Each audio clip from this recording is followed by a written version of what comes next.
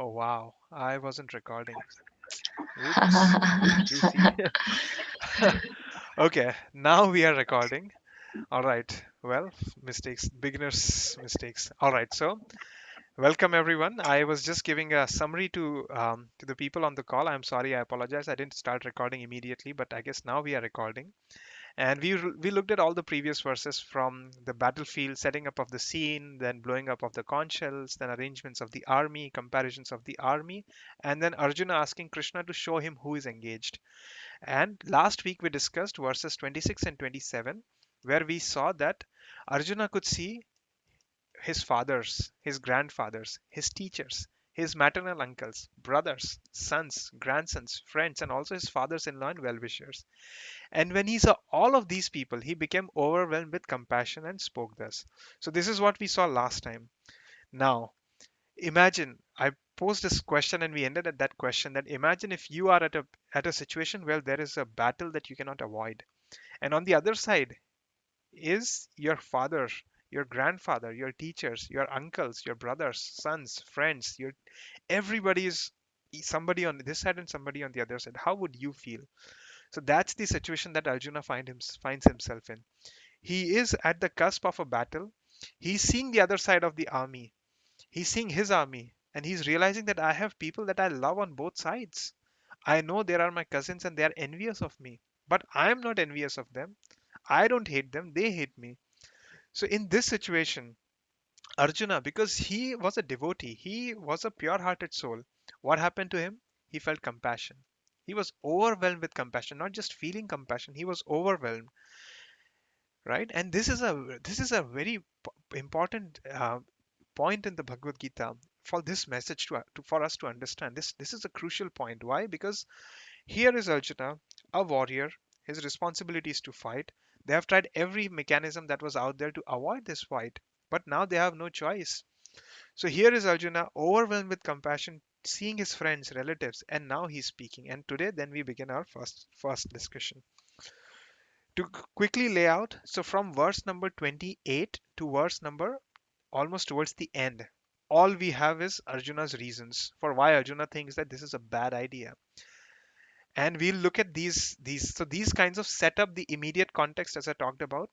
And then based on this immediate context, then Krishna starts giving the answers that sets up the philosophy, the entire philosophy will come about. So that's where I would say the true sessions of Bhagavad Gita begin today, actually, from this point onwards, because this is where we start going into the substance. So without further doubt, I will start the first argument of why Arjuna says. So Arjuna actually gives five reasons. So in total, there are five reasons till verse number 41. And so we'll start with the first reason itself. So from 28 onwards is the first reason. So I'll start reading and then we can look at first verse.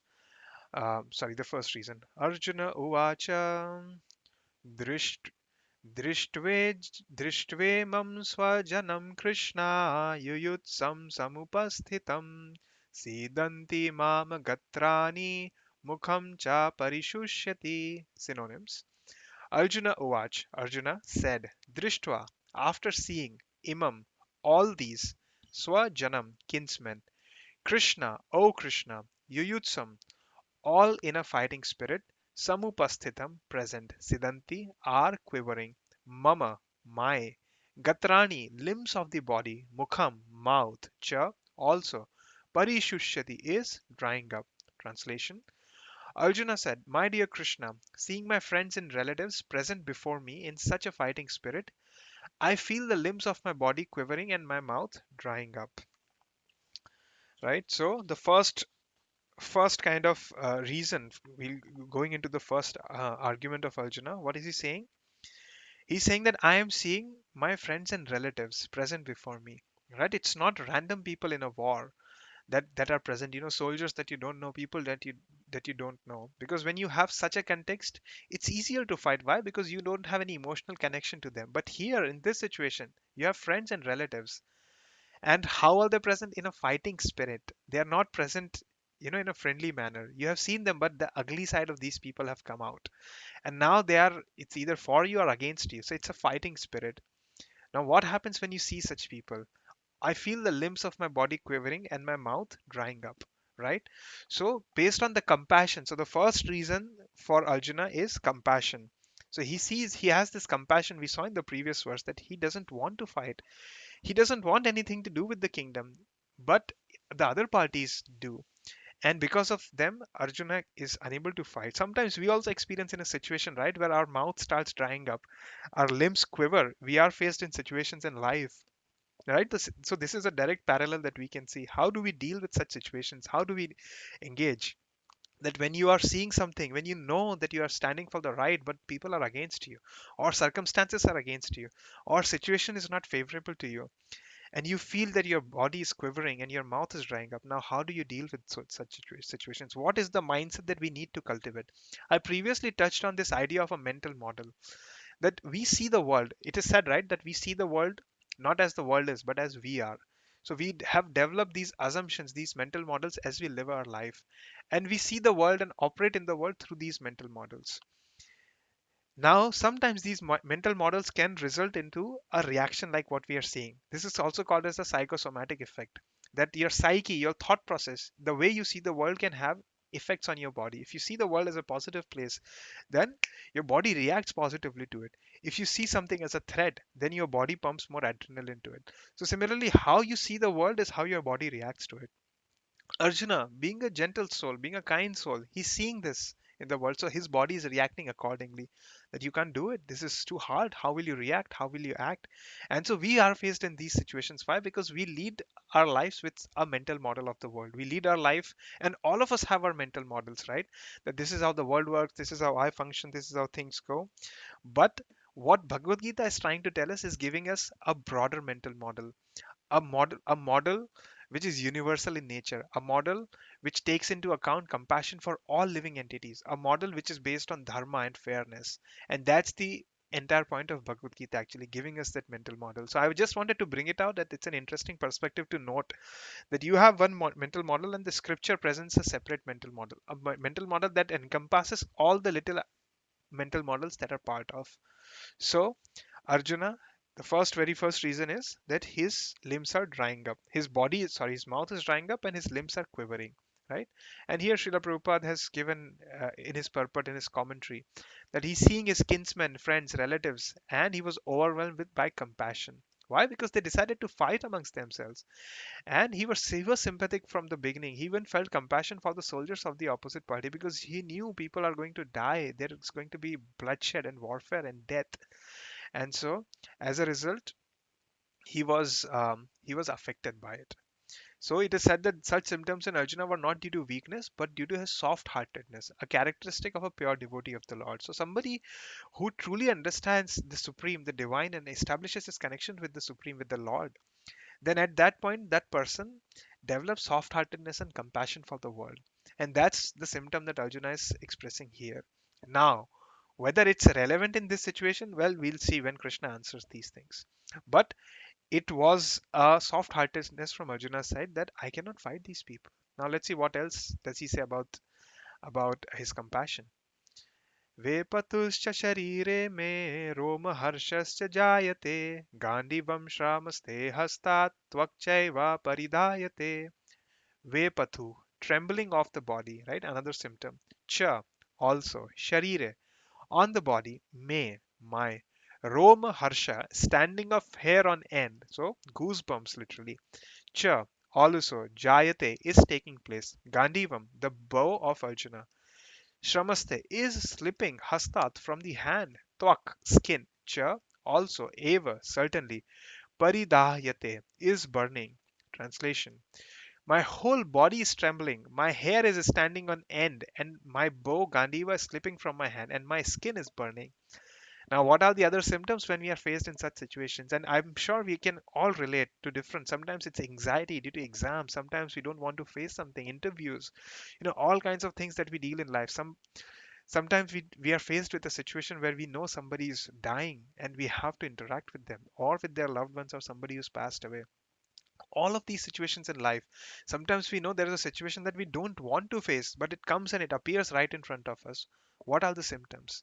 These are the symptoms. My whole body is trembling. We feel the trembling of the body.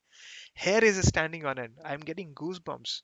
My bow is slipping from my hand. Sometimes you can't drive straight when you are in anxiety, when there's situation you can't drive, you can see there is this anxious response from the body, and my skin is burning, and his skin is burning. So Arjuna is feeling this extreme, because up until the point of war, things are calm, things are ready, they're preparing for it. It is said, right, the calm before the storm.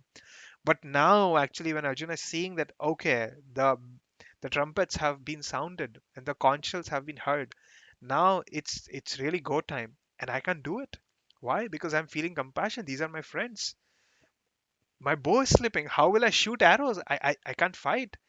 I'm seeing my hair is standing on, and how do I calm myself? How do I engage in this warfare? So that's the situation that Arjuna is experiencing, that all of us experience in a different context. So that's what the entire idea of immediate context and the broader context, right? Some of the words like Roma Harsha, like standing of hair on the end, right? There are two kinds of trembling on the body, Prabhupada explains, right? Such phenomena either occurs in spiritual ecstasy or of great fear. So we see sometimes that when you have extreme devotional or spiritual ecstasy, then also you get these symptoms. These are very elevated symptoms that sometimes are described, that when you truly understand, when you truly relate with the idea of a spirit soul, not with the body. When you're truly established in understanding that you are a spirit soul and you understand your relationship with the world, with the supreme, and with each other. Last time we also discussed, or maybe a few sessions ago, that there are three kinds of knowledge that the Vedic scriptures talk about. There's the Sambandha Gyan, that is the knowledge of relationships. That is relationship. What is my relationship with the world? What is my relationship with my body? What is my relationship with the world? What is the relationship of me and God? And what is the relationship of me and other living beings, other entities? So that knowledge is called as Sambandha Gyan. So a big chunk of the scriptures, from the Vedas to Upanishads to Aranyaks to the Puranas, talk about Sambandha Gyan. Then comes the Prayojan Gyan. What is our goal? So first we understand where we are, right? And then what is our goal? Where we need to go? And then there is the process of going from where we are to where we need to go, which is called as Abhideya Gyan. How to get from point A to point B. So the very first thing that the Vedas talk about is to understand who are we, where are we. That's the first point. Then once you understand that, what is our destination, and then how do we get from there. So when you reached how do we get there, when you truly understand, that's when we get this second kind of trembling in the body, the spiritual ecstasy that is felt. So now that there is no fear in that transcendental realization. But Arjuna is not situated in a transcendental realization. Arjuna is situated in a bodily realization. So that's another point that we can understand. That Arjuna is situated in the concept of the body, that I am the body. This is who I am. These are my relatives, but they are only connected to me by the body. So once we start living with the idea that I am the body, that's when troubles start in this world. Why? Because everything related to the body automatically dies or is taken away, because that's the nature of this temporary nature of the world. And so when we situate in that, we see these things, we are affected by it. But when we are situated at a higher platform, the higher mental model that the Bhagavad Gita gives, at this level of the spirit, that's when we are truly unaffected by these situations, and undauntingly we can lead through any of the situations that we deal with. But because Arjuna, playing the role of the devotee here, is experiencing these situations because of the compassion in his heart. Now let's look at and see, that's what he is explained here, that all these are due to material conception of life. So that's where Bhagavad Gita clearly draws what is a material conception of life and what is a spiritual conception. And I'll give you the answer basically that Bhagavad Gita comes is, we need to elevate ourselves to a spiritual platform and lead our life from a spiritual platform. That's when we truly develop intelligence, and that's when we truly develop compassion for every single living entity in the world. That's when we can truly help others. Why? Because we are seeing them for who they are, because we are seeing ourselves for who we are. And that's the entire point of it, actually, to truly situate ourselves. It's not easy, it takes time, but if we are on the right journey, then we'll reach. For example, if we decide that I want to walk, I want to do this marathon, right? It takes months. Sometimes it can take 30 days, 40 days, months. But and we know it's tough. But people who have started, people who are already on that journey, eventually it will become easy for us, for easy for them. So similarly, we start that journey with the idea that okay, I need to take my spiritual life seriously. There's something called a spiritual life also, and Krishna goes through that in the second chapter. Now let's look at his final reason for the first argument of compassion. Nache न चा शक्नोमि अवस्थातुं ब्रह्मत्वा mana nimittani च pashyami viparitani keshava. Synonyms: na, nor, cha, also, shaknomi, am I able, avasthatum, to stay, brahmati, forgetting, iva, as, cha, and may, my, manaha, mind, nimittani, causes, cha, also, pashyami, I see, viparitani, just the opposite, keshava, O killer of the demon, keshi, Krishna. Translation: I am now unable to stand here any longer. I am forgetting myself, and my mind is reeling. I see only causes of misfortune. O Krishna, killer of the Keshi demon. Now, again, another word for Krishna is used. Previously, I know Neelam has started a list of all the names of Krishna. So, another name for Krishna is Keshava, killer of the Keshi demon. And there's an entire story of Krishna's pastime of how he killed Keshi and what he represents, etc. But what is Arjuna saying now? He's saying that I'm unable to stand here any longer. I really can't even stand the sight of it. We feel sometimes, we say, I can't stand this, time out, time out. I want to get away. So this is the situation of Arjuna. I'm unable to stand here any longer. What's happening? I'm forgetting myself. I don't know who I am. I don't know what needs to be done here. This is all overwhelming. And my mind is reeling. My mind is presenting all these images of my cousins and my guru. I grew up with them. I've seen them. I've learned from them. I've played in the arms of my grandfather Bhishma, and here he is standing right in front of me, about to kill me. That is crazy. I can't even believe that. I see only causes of misfortune. This will all lead to misfortune, oh Krishna. Please help me. Right? So Keshi was the reason Arjuna is calling Krishna as Keshava is because Krishna killed the Keshi demon. So Keshi represents in a way all these misfortunes. So he's asking Krishna that, my Lord, help me. Please help me. You are able to help me in that way. So Arjuna was unable to stay on the battlefield. He was forgetting himself on account of the weakness of his mind because he couldn't see things. And excessive attachment for material things puts a man in such bewildering conditions of existence. So because we get attached to material things, and we know it's going to get taken away, and that puts us in this condition of existence. Attachment to matter, actually, that's one of the core reasons why people suffer from depression or anger. They cling to situations, and it's an unfortunate situation because suffering results at the end of it. And so true compassion and true understanding is to truly understand that I understand myself as a spiritual being, and I relate with the world as a spiritual being, and that's really the solution for many of the problems in the world.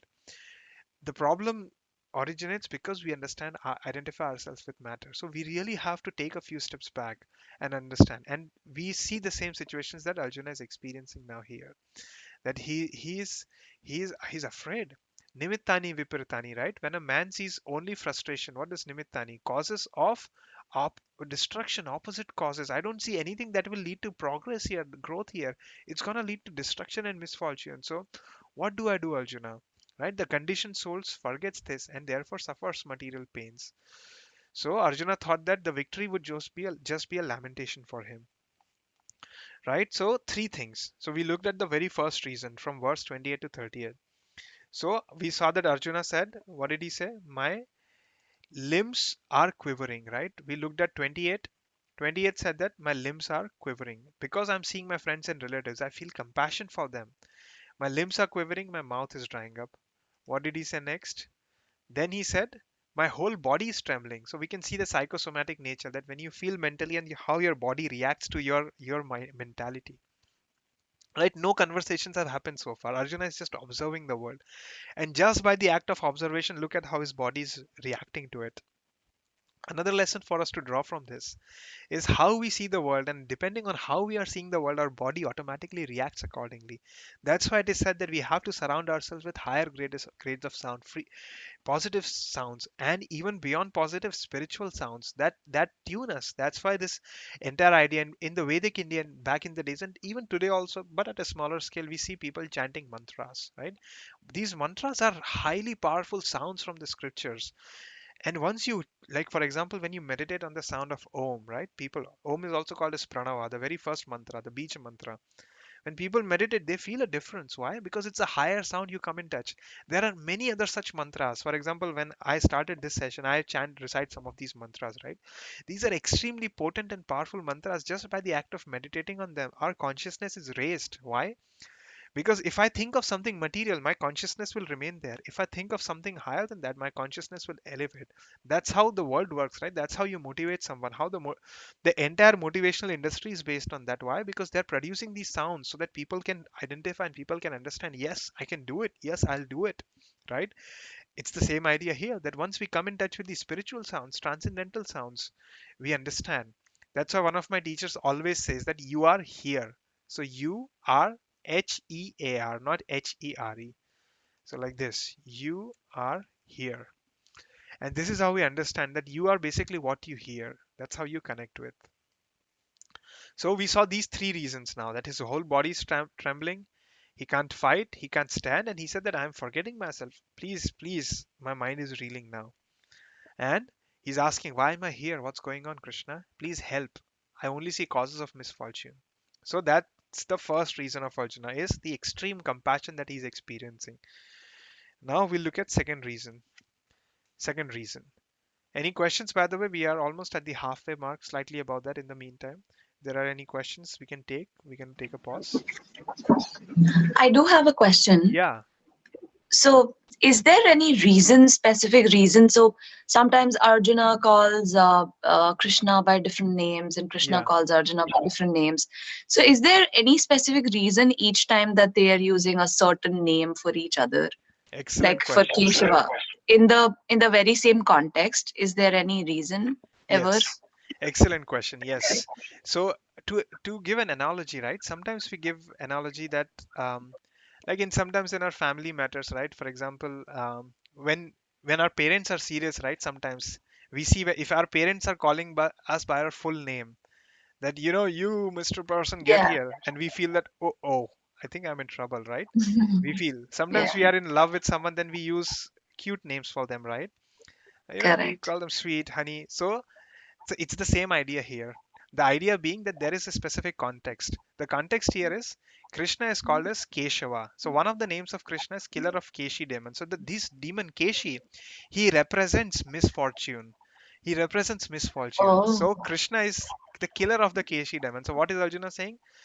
I only see misfortune. So Krishna, killer of the Keshi demon. So what is he implying? That help Oh. me get Yeah. away from this misfortune, right? In a previous Yeah. verse, we looked at Arjuna calling Krishna as Govinda. Arjuna is saying, Hmm. my senses are disturbed.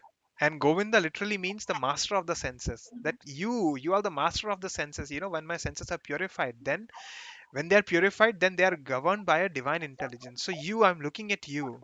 Right? So that's the reason. So as we see these different names, and Neelam has actually started a list of these names Yeah. in That's our thing. nice. So we'll keep adding these names and we'll keep coming back to it as to why this particular name is used here, right? Sometimes Krishna is calling Arjuna as Parth. So Parth, Parth. Yeah. right? Parth means son of Pritha. So Pritha means the another name of Kunti, and Arjuna is a son of Kunti. And Kunti also happens to be Hmm. Krishna's aunt, right? She is Vasudev's sister.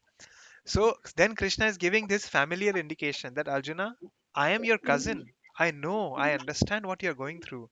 I understand. So Yeah. he's trying to give him, because Duryodhana on the other side is talking, look, I have all these people.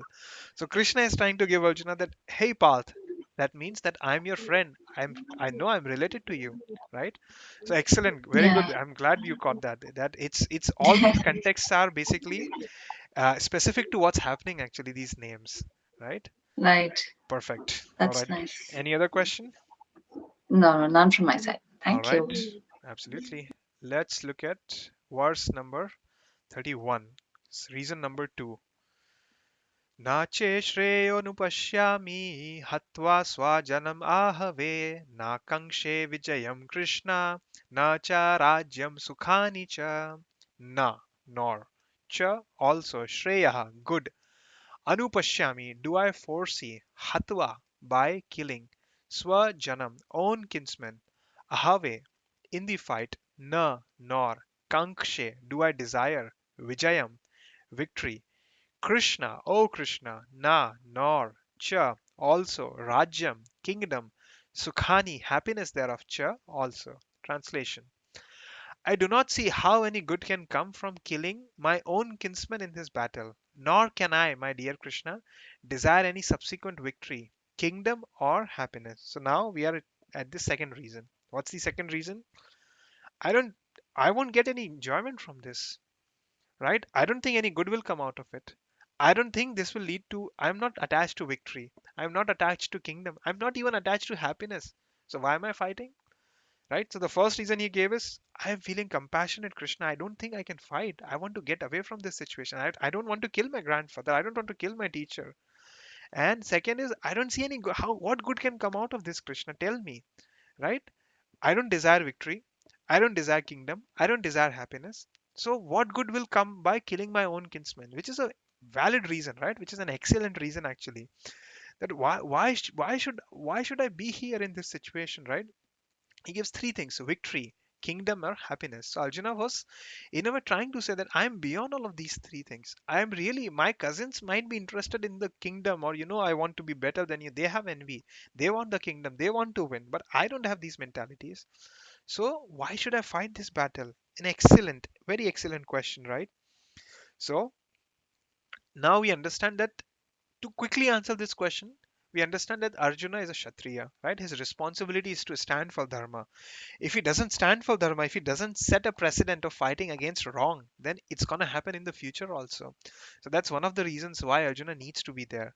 Second is his duty as a Kshatriya. As a Kshatriya, you have a duty to perform, and you have to do your duty in such situations. There are ways where you can abandon, but this was such a situation where they tried abandoning. They tried all kinds of ways, right? That's where immediate context of the Bhagavad Gita also comes in, that they tried all kinds of peacemaking mechanisms. They said, give us five kingdoms, give us five villages, give us little things. They even sent Krishna for peacemaking, that, let's talk more, let's talk. We don't have to get into this. And what did Duryodhana try to do? Duryodhana even captured Krishna. Duryodhana ended up capturing Krishna and was about to execute Krishna. And Krishna said that, really, really, bro, you want to kill me? You want to fight me? And that's where the very famous poem by the great Indian poet Ramdhari Singh Dinkar comes about, named Rashmi Rathi. I don't know if you have heard of Rashmi Rathi, but actually we can look at few verses of Rashmi Rathi. It's an excellent poem, excellent, and it um, truly gives you the exact situation of what happened when. So the situation is peacemaking. Oops, there's a lot. The situation is peacemaking, and Krishna goes and tells Duryodhana that, hey, let's talk more, let's find out what happens. But they didn't want it. So see, he says that, what does it say? Krishna says, दो न्याय अगर तो आधा दो, पर इसमें भी यदि बाधा हो तो दे दो केवल 5 ग्राम, जस्ट गिव अस 5 villages, रखो अपनी धरती तमाम, हम वही खुशी से खाएंगे, परिजन पर असीना उठाएंगे। दुर्योधन वह भी दे न सका, आशीष समाज की ले न सका, उल्टे हरि को बांधने चला, जो था असाध्य साधने चला, जब नाश मनुज पर छाता है, पहले विवेक मर जाता है। So Duryodhan, he said that I won't give you even 5 villages that you are asking, Krishna, right? And what did he say? I will even tie you up. I will punish you, Krishna. And jo tha sadhya, that means something that you can't achieve. How can you tie divinity? How can you tie God? And he said, जब नाश मनुज पर छाता है, पहले विवेक मर जाता है. We say, right, that vinash kale viprit buddhi, that at the time of destruction, all intelligence is lost. So Duryodhana lost all his intelligence. What happens then? Hari ने भीषण हुंकार किया, अपना स्वरूप विस्तार किया, डगमग डगमग दिग्गज डोले, भगवान कुपित होकर बोले, जंजीर बढ़ाकर साध मुझे, हाँ हाँ दुर्योधन बांध मुझे, यह देख गगन मुझ में लय है, यह देख पवन मुझ में लय है, मुझ में विलीन झंकार सकल, मुझ में लय है संसार सकल, अमरत्व फूलता है मुझ में, संहार झूलता है मुझ में. So now Krishna is telling that, really, you want to try me? Come on, go ahead, try, go ahead. Go put your zanjeer, put your chains near me, Duryodhan, try. See, this entire world runs because of me. See, the wind is in me. See, this world, you can see the cosmos in me. Eternity comes from me. This world, this destruction resides in me, right? So then Krishna is giving all of these indications here. See, Drigho to drashya akhand dekh, mujhme sara brahmand dekh, char achar jeev jakshar akshar nashwar manush surjati amar, shatkoti surya shatkoti chandra shatkoti sarit sar sindhu mandra. So Krishna is showing him the universal form that he shows to Arjuna at the 10th canto. So we at the 10th chapter of Bhagavad Gita. So this is kind of a sneak peek, right? So he's telling Arjun, sorry, Duryodhan, that Shatkoti Vishnu Brahma Mahesh Shatkoti Vishnu Jalpati Dhanesh Shatkoti Rudra Shatkoti Kal Shatkoti Dandadhar Lokapal Zanjeer बढ़ाकर साधने हाँ हाँ दुर्योधन बांधने. Come on Duryodhan, come on, tie. You want to try the entire cosmos? Go ahead. भूलोक अतल पाताल देख, मत और अनागत काल देख, यह देख जगत का आदि सृजन, यह देख महाभारत कारण, मृतकों से पटी हुई भू है, पहचान इसमें कहाँ तू है, right? So hey Duryodhan, come on, you want to see this? So this goes on. This is a mind-blowing poem. This is one of the masterpieces that came out of Indian poetry, Hindi poetry. Hindi Sahitya. This is Ramdhari Singh Dinkar. I mean, I would highly encourage everyone, and I'll post the link on the chat also. That later on, please go ahead and look at this. It will give you goosebumps of this entire situation. So just by reading this, right, we can understand what kind of a situation was. Now multiply this situation by 10,000 times, and that's the situation of the battlefield. So sometimes we read words, right, we may not understand the gravity of the situation that we're going through, but now we see that it was such a terrible situation. They tried every single thing. So it had to come to battle. And Arjuna is still feeling compassion. And he's saying that I don't see any enjoyment. Nothing, Krishna. I don't know what's going to happen. So now Prabhupada is giving here further explanation to this verse, right? That Arjuna appears have to even have forgotten the moral codes for a Kshatriya. A Kshatriya has moral codes. He needs to perform his duty. He needs to establish a principle. If his kingdom is attacked, then as a Kshatriya, he needs to stand up for his people. He needs to stand up. And when he's seeing injustice, then a true Kshatriya needs to stand up. The reason why we are seeing so many problems in Kali Yuga, right? We see corruption, we see police arresting somebody who was innocent and leaving somebody who was corrupt. Why? Because Kshatriyas of the modern day society are not acting in this way. As a result, we have problems and troubles in the world actually. Why? People are playing the political game. People want to be politically correct. People want to, put a fake version of peace out there. But a true Kshatriya has to act when it's time.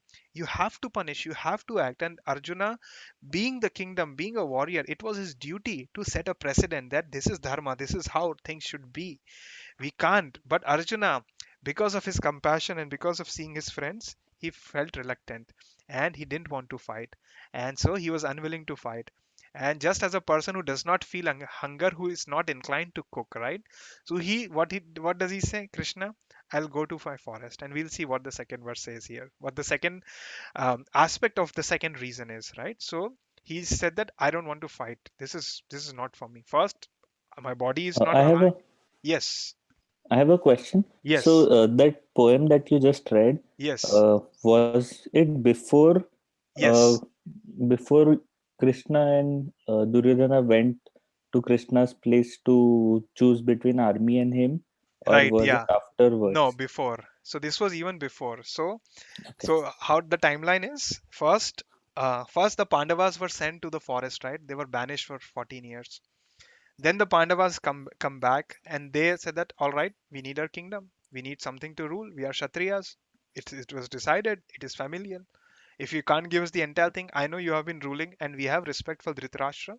So then give us half the kingdom. Give us Indraprastha and you take Khandaprastha. We divide this in such a way. Then they said that no, no, no, no, no. Nah, they kept delaying, they didn't want to act on it. Then finally they asked multiple times, they didn't listen. Duryodhana and Arjuna and Duryodhana and what's his name, Shakuni, they are trying various tricks. So then Krishna goes to them. Then they send a kind of a final message that Krishna, we have all tried, it doesn't work. Why don't you go now? Because you have good relations on both sides. You are related to us, related to them. You understand, they respect you as a king too. So you go. So then Krishna comes here. So this is the situation where this is read, where this happens. That Krishna comes and Krishna tells that, come on Duryodhan, give us nyay, give us justice. Adha, just give us half. Or if even if you have problem with half, then give us just 5 villages. You keep everything else. So then this happens. Then what does Duryodhana do? He tries to tie up Krishna and kill Krishna. So then Krishna escapes. There's a fun. This entire event is a lot of fun actually. They tried to arrest Krishna, and just like they did to Hanuman in Lanka, Krishna does something crazy here also. He shows such a form that the entire Duryodhana was like, I'm sorry. I'm sorry, I made a mistake. First of all, you're not supposed to hurt a messenger. Duryodhana tried to hurt a messenger, and ordinary messengers, it's one thing. You are freaking trying to trying to control Krishna. So Krishna was so Duryodhana said, All right, I am sorry, but I can't give you the kingdom." Krishna is like, all right, this was your final warning, you sure? He's like, I'm sure. Not even a land that is covered by a tip of the needle, I won't even give you that, right? That is world famous statement by Duryodhana. So then Krishna comes back, they get ready for war. Now things are heating up. So now after this happens, then we come to this point at some point, and then that you mentioned, that all right, now it's decided it's gonna be war.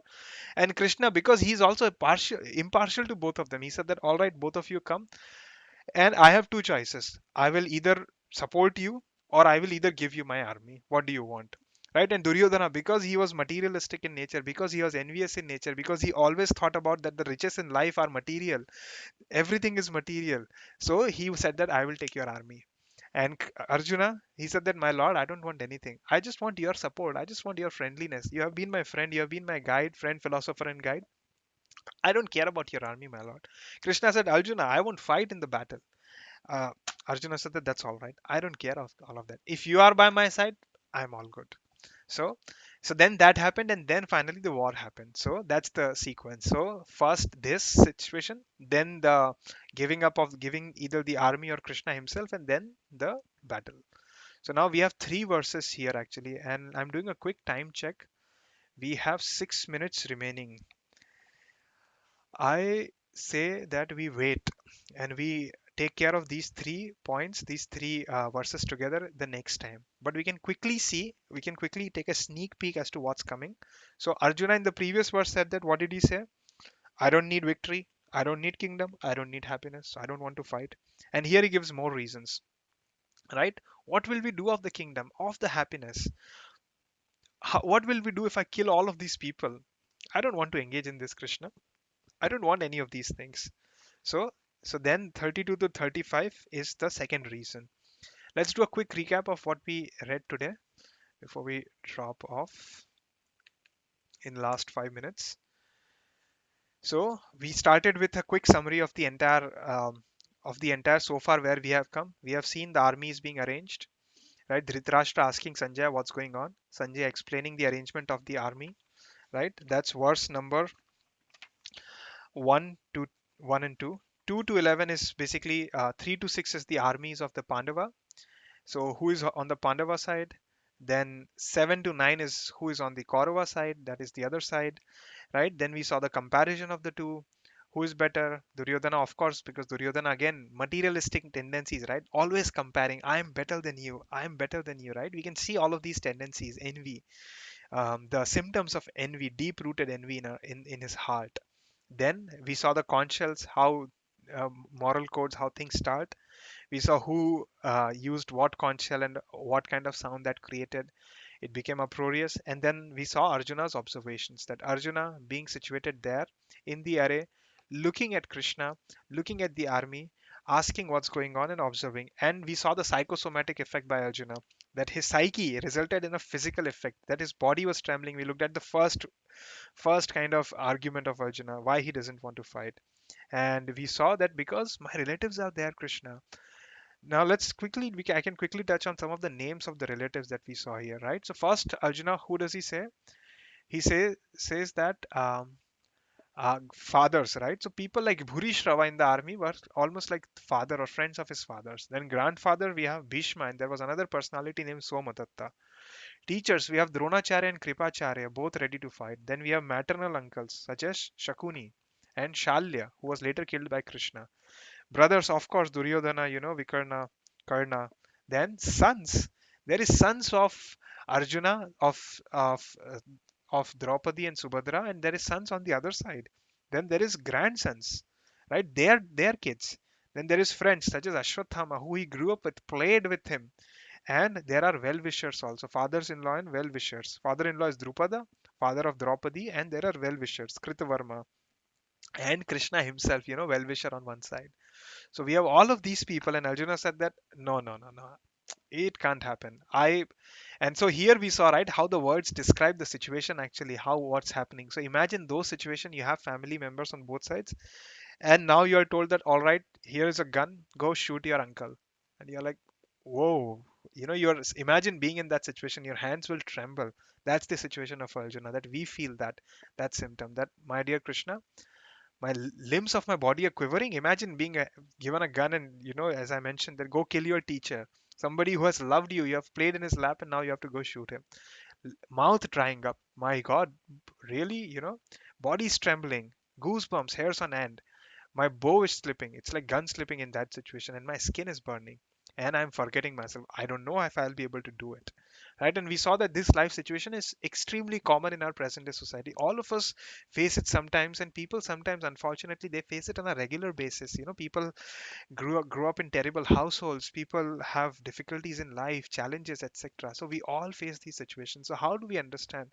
We need a higher mental model actually, first, just to make sense of it, sambandha. And then once sambandha is established, then we see what is our goal, and then we act towards that goal, and that's how we truly come out and extricate ourselves out of the situation that is being presented to us. And finally, we saw argument number 2, which was, I don't know what good will come out by killing my own kinsman. You're talking about killing my own kinsman, Krishna. I don't know.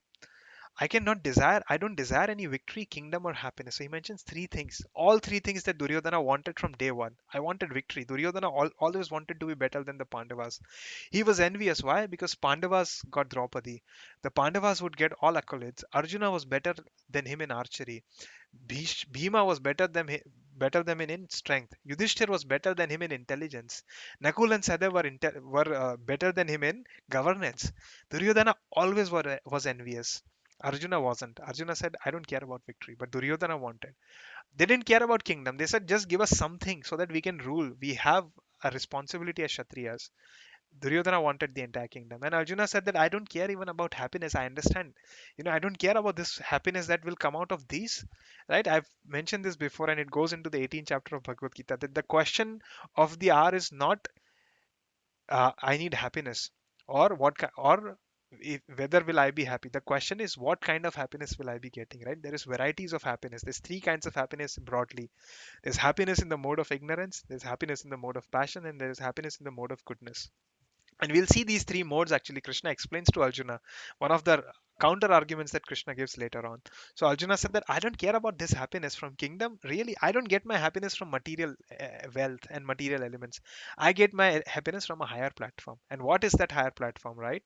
And so from next time onward, next week, we'll look at verse 32 to 35, which is the second argument of Arjuna. More verses for second argument, and then 36, maybe we'll try to see 36 and 38 also, which is the third argument of Arjuna. And if time, yeah, and then time permits, then 39 to 43 here is the final argument, and then finally the conclusion. And then just a quick sneak peek into the second chapter is when Krishna starts speaking actually. So now here's Krishna speaking actually, giving all the reasons, different things. So second chapter is kind of the entire summary of the entire Bhagavad Gita. So lots of exciting stuff. It has 72 verses, but it is phenomenal actually. The philosophy that is given in second chapter is just mind blowing. So with that, I think we have reached at the top of our hour. It's 8 o'clock. Do we have any last questions before we drop? Anything? Thoughts, comments? None, Perfect. none from me. So none means did everything, was it clear, or Yeah, what's of course it happening? was Nothing clear. clear. Yeah. Okay. All No, right. no, of course it was clear. Okay, perfect. So what I'll do is I will take the recording, I'll upload it either on YouTube, or I'll directly send it to Neelam, because Neelam said that Neelam might be out for a few weeks, I think, or at least some time, because she has some family emergency that she's dealing with. But hopefully we can connect.